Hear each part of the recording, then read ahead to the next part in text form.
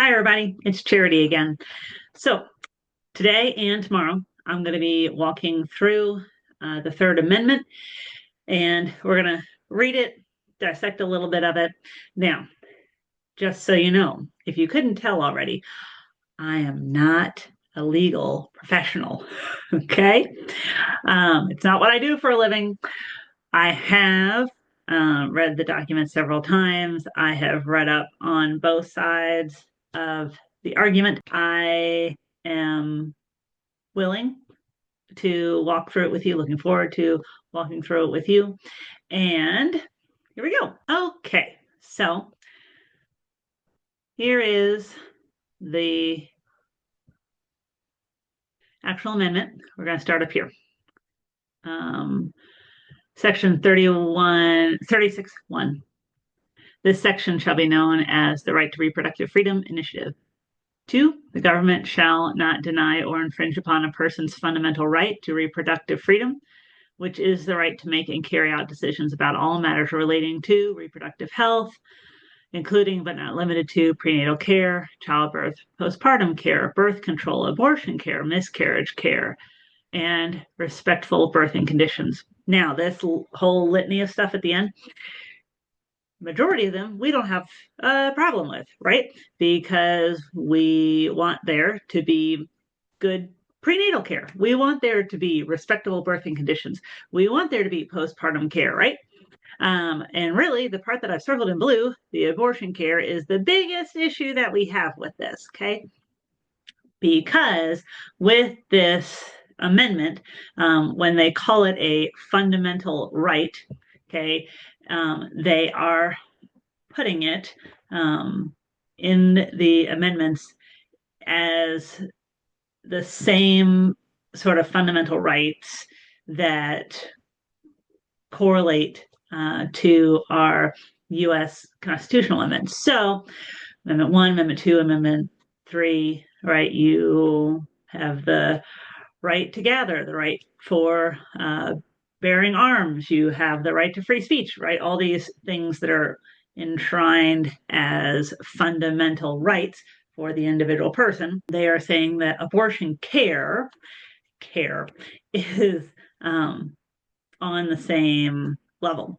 The other part of this is that they're calling it reproductive freedom. So I would make the argument that with the whole litany of things that they listed, the reproduction has already occurred, right? It's just whether or not or how the baby will be brought outside of the mother's womb during, since it's already been created. Okay. So I find the wording of reproductive freedom to just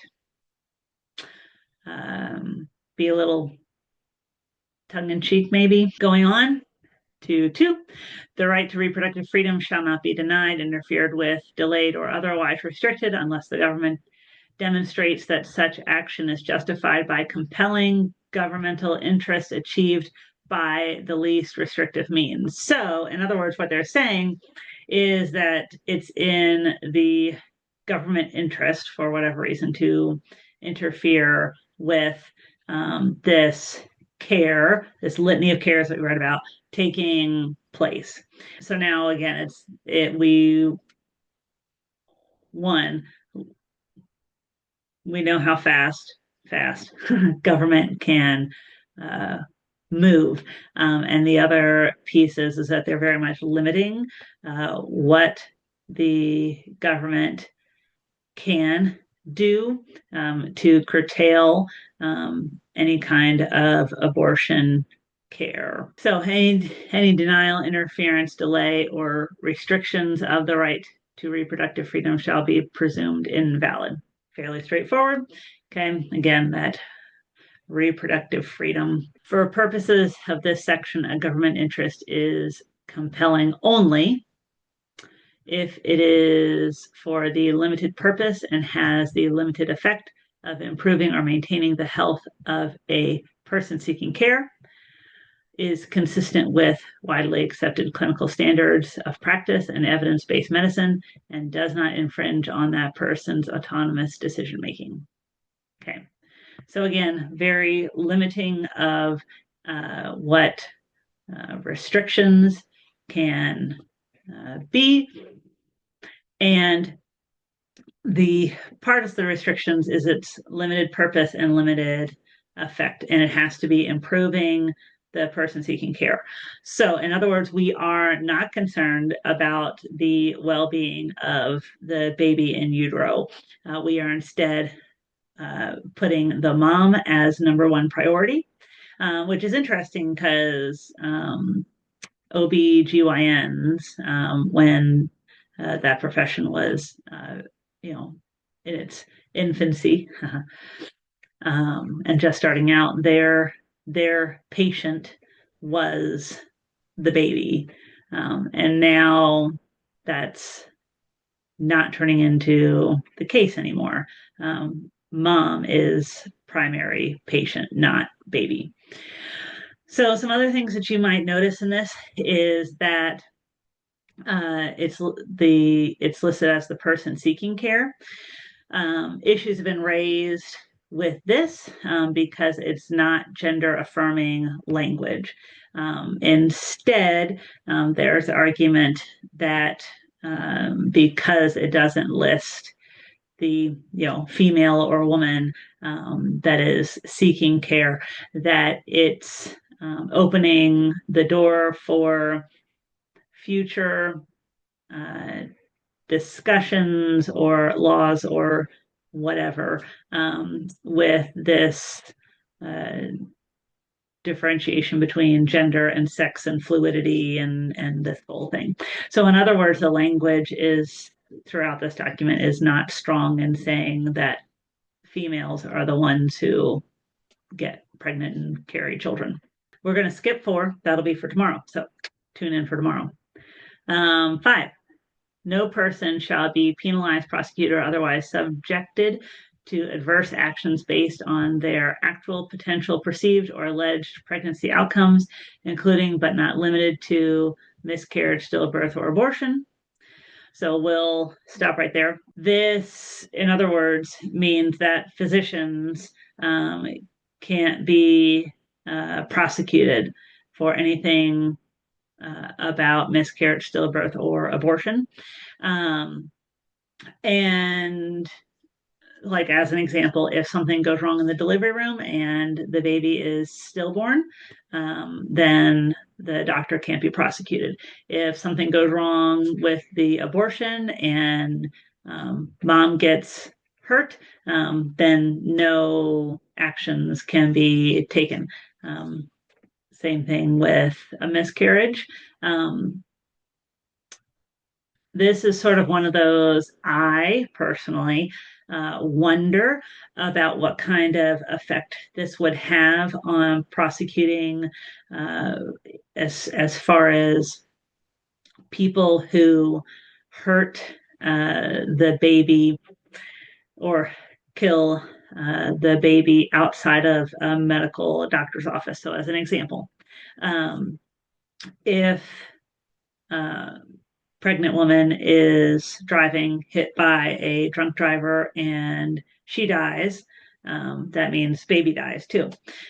In other lawsuits, they have prosecuted that person for 2 murders, not 1.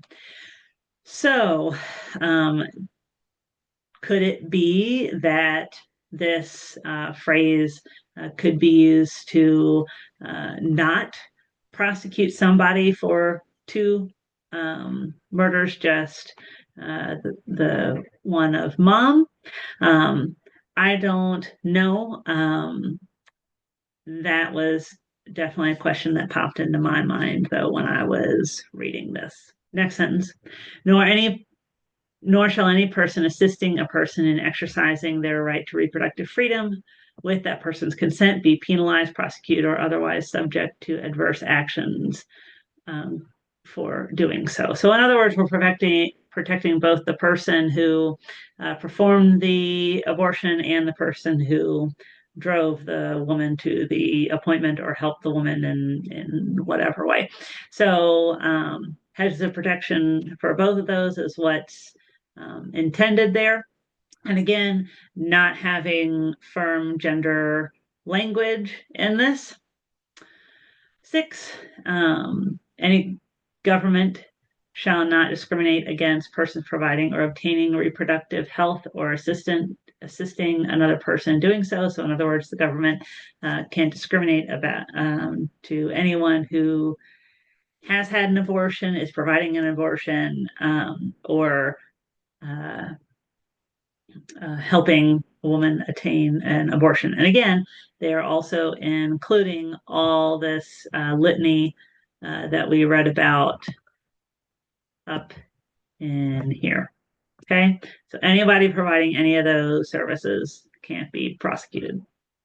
All right, 7, if any provision of this section or the application thereof to anyone or to any circumstance is held invalid, the remainder of this provision and the application of such provisions to others or other circumstances shall not be affected thereby. So nice big umbrella statement with that one. Now, that's the other part. Tune in tomorrow and we'll get into the parts that we haven't covered. Okay? I hope you'll join us. Thank you. Bye.